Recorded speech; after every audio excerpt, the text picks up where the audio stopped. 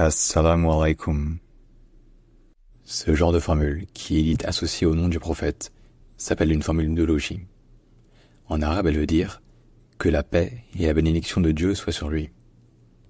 Et donc en arabe, elle est prononcée Sallallahu alayhi wa sallam. Je répète, Sallallahu alayhi wa sallam. Alors, il y a je pense qu'il y a quand même 4 grosses difficultés pour un francophone qui ne sait pas trop parler arabe. C'est déjà de retenir que tous les L sont doublés. C'est-à-dire que, chaque fois que vous entendez le son de le, essayez de prononcer plus long. Je dis bien uniquement dans cette formule-là, hein, pas en arabe en général. Dans cette formule-là. Deuxièmement, le premier son, c'est un S emphatique. C'est-à-dire, en termes techniques, c'est un S qui est pharyngalisé.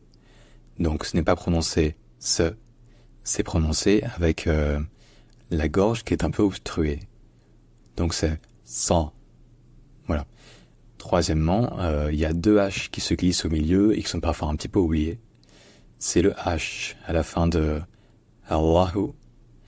Et ensuite, c'est le H dans Alaihi. Voilà. Enfin, dernièrement, c'est le son au début de Alaihi qui est en line arabe. Donc ça, il n'y a pas trop de miracle. Pour le faire, essayez de faire une sorte de son dans la gorge qui ressemble un petit peu à une voyelle, mais qui se comporte comme une consonne, c'est-à-dire un A. Donc à la fin, quand vous savez faire tout ça, vous pouvez le dire Sallallahu alayhi wa sallam.